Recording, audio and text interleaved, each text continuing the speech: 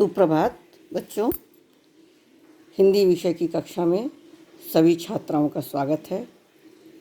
हिंदी विषय में हम लोगों ने गद्य क्या है, गद्य और पद्य में अंतर, ये हम लोगों ने पिछली कक्षा में पढ़ा। आज हिंदी गद्य का स्वरूप और विकास, यानी इसका स्वरूप कैसा है, इसका विकास किस प्रकार से हुआ, इसको हम लोग पढ़ेंगे। देखिए, गद्य का जो प्रथम विकास यदि हम सामान्य रूप से माने तो वो भाषा के रूप में जो होता है वो इतिहास, दर्शन आदि के रूप में माना जाता है। और वैसे तो सामान्यतः जो हमारी बोलचाल की भाषा है वो बोलचाल की भाषा ही हमारी गद्य कहलाती है। और विषय की और परिस्थिति के अनुरूप जो शब्दों का सही स्थान निर्धारण और वाक्यों का उचित योजना ही उत्तम गद्य की कसौटी होती। यदि पूछा जाए उत्तम गद्य क्या है तो क्या कहेंगे कि विषय और परिस्थिति के अनुरूप शब्दों का सही स्थान निर्धारण तथा वाक्यों की उचित योजना ही उत्तम गद्य की कसौटी है। और यद्यपि यदि हम लोग कहें तो वर्तमान में प्रचलित जो हिंदी भाषा खड़ी बोली का परिनिष्ठित और साहित्यिक रूप है, परंतु खड़ी बोली स्वयं अपने आप में कोई बोली नहीं है, ये समझने की बात है।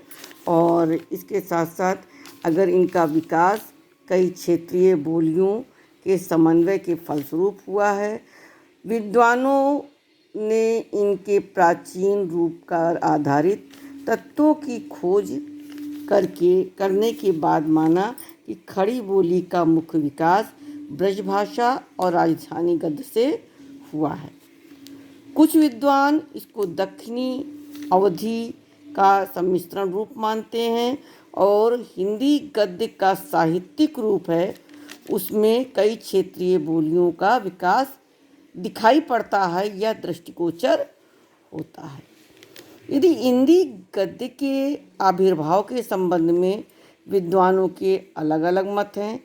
कुछ 10वीं शताब्दी मानते हैं तो बहुत सारे या बहुतेरे 13वीं शताब्दी के आसपास राजस्थानी और ब्रज में हमें गद्य का प्राचीनतम प्रयोग मिलता है।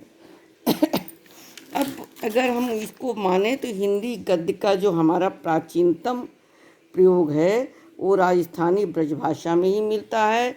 और राजस्थानी गद्य में 10वीं शताब्दी के दान पात्रों, पट्टे परवानों, टीकाओं वह अनुवाद ग्रंथों में देखने को मिलता है।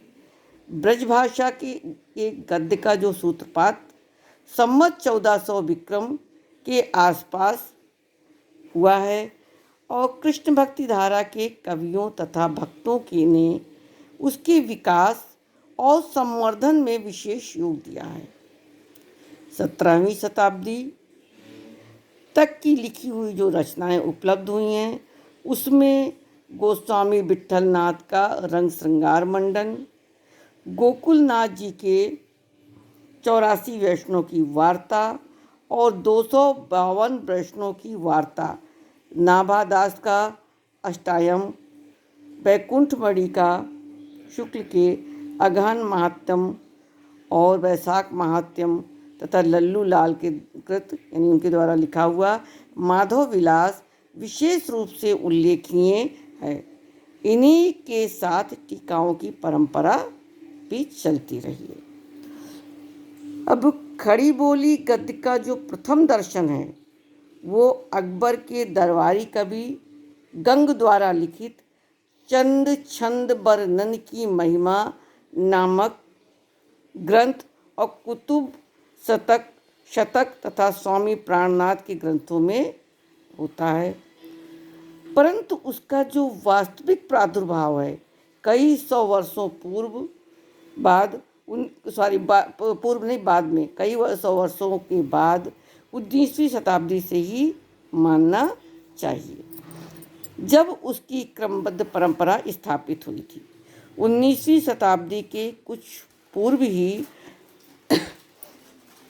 निरंजनीकृत योग वशिष्ठ और दौलत राम कृत पद्म पुराण के भाषा अनुवाद, मथुरानाथ शुक्ल के पंचांग दर्शन, मुंशी सदासुख लाल के सुख सागर, इंशा अल्लाह खां की रानी केतकी की कहानी, लल्लू लाल के प्रेम सागर व सदल मिस्र के नाशकोतोफानम आदि ग्रंथों में हमें मिलता है। खड़ी बोली गद्य को एक साथ बढ़ाने का जो महत्वपूर्ण कार्य करने के लिए अंतिम 4 लेखक जो रहे हैं वो कौन से रहे हैं? सदासुख लाल, इंशा अल्लाह खां, लल्लू लाल और सदल मिश्र। विशेष रूप से इनको श्रेय दिया जाता है। इन चारों लेखकों ने का रचना काल सन 1803 ईस्वी के आसपास ही माना जाता है। मुंशी सदासुख लाल का गद्य पुराने कथावाचकों जैसे पंडिताऊपन के लिए था। लल्लू लाल की भाषा पर ब्रज का प्रभाव था। सदल मिश्र का गद्य अपेक्षाकृत अधिक स्वस्थ और संपन्न संयत था, पर पूर्वी प्रयोगों की अधिकता का दोष उनकी भाषा में भी था। इंशा अल्लाह खां की भाषा में ठेठ खड़ी बोली के दर्शन होते हैं। अगर आप देखिए तो इंशा अल्लाह खां जो हैं उनमें ठेठ खड़ी बोली का दर्शन होते हैं। उनमें न तो विदेशी शब्दों का प्रयोग हुआ है और ना संस्कृत और ब्रजभाषा आदि के शब्दों का। उसमें गंभीरता की कमी, पदात्मकता की गंध मिलती है। आचार्य रामचंद्र शुक्ल ने इंशा अल्लाह खां की भाषा को रंगीन और चुलबुली कहा है। अगर हम खड़ी बोली के बारे में कहें तो खड़ी बोली गद्य के प्रचार प्रसार में ईसाई पादरियों का भी महत्वपूर्ण स्थान रहा।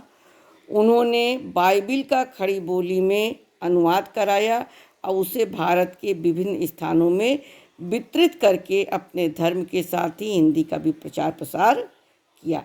बच्चों, अक्सर एक प्रश्न आता है कि खड़ी बोली गद्य के प्रचार प्रसार में ईसाई पादरियों का क्या स्थान रहा, तो उसको आप लोग इस प्रकार से लिख सकते हैं।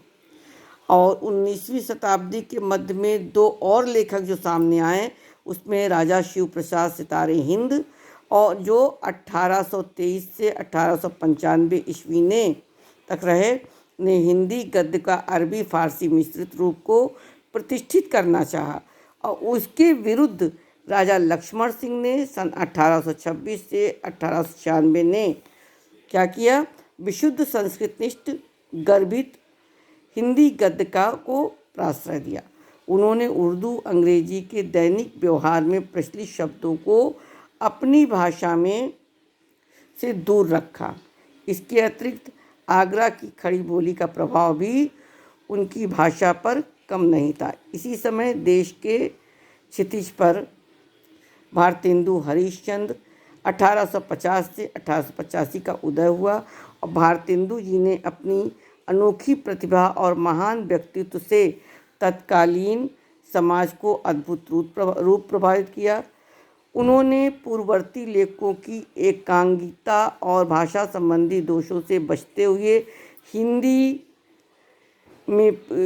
गद्य का स्वच्छ, संतुलित और शिष्ट रूप सामने रखा। उन्होंने संस्कृत के सरल शब्दों को लेने के साथ साथ सर्वसाधारण में प्रचलित विदेशी शब्दों को भी ग्रहण किया और तद्भव और देशज शब्दों तो थे ही, इसके अतिरिक्त कहावतों और मुहावरों के आधुनिकता के वो जनक भी थे। इसको ध्यान रखिएगा। ललित साहित्य की अनेक विधाओं के अतिरिक्त उपयोगी साहित्य के अंतर्गत आने वाले जो विभिन्न विषयों की ओर भी उनकी दृष्टि गई। यह उन्हीं की प्रेरणा थी कि खड़ी बोली हिंदी की बाल्यावस्था में ही इतिहास, भूगोल, विज्ञान, धर्म, पुराण, उपन्यास, नाटक, निबंध, और पुरातत्व आदि न जाने कितने विषयों की ओर हिंदी के लेखक प्रवृत्त हुए। और भारतेंदु एक व्यक्ति नहीं वरन संस्था थे। उन्होंने कितने ही लेखकों को जन्म दिया। उसमें प्रमुख जो हैं श्रीनिवास दास, जो 1851 से 1887, बालकृष्ण भट्ट 1844 से 1914, प्रताप नारायण मिश्र 1856 से 1894, राधा कृष्ण दास 1865 से 1907। भारतेंदु युग के पद्य आदि हुए। भारतेंदु युग का गद्य अत्यंत सजीव था और इस युग के लेखकों में अपनी भाषा, अपनी जाति और अपने राष्ट्र के उत्थान के लिए बड़ी आकुलता थी। उन्होंने नवयुग की इस नई लहर को घर घर पहुंचाने का अथक प्रयास किया था। फिलहाल आज का जो हमारा विषय है हिंदी गद्य का स्वरूप और विकास, ये हमने आपको यहाँ से बताया है। और मैं आप लोगों को ये देखिए यहाँ तक बता दिया। इसके बाद ये जो आपका विकास हुआ है, ये सब चारों पांचों छः दिया हुआ है, ये देख लीजिए, इनको आपको पढ़ना है। और इसके बाद ये हमने 2-3 किताबों से मिला करके आपको पढ़ाया और समझाया है। देखिए इसमें से भी हमने आपको हिंदी गद्य का विकास लिया और उसको आपको बताने का प्रयास किया है। तो इन सब की फ़ोटो मैंने खींच करके आपके पास भेज देंगे। आप लोग इसको अच्छी तरह से पढ़ लीजिएगा और उसके बाद मैं इससे संबंधित कुछ प्रश्न आपको दूंगी।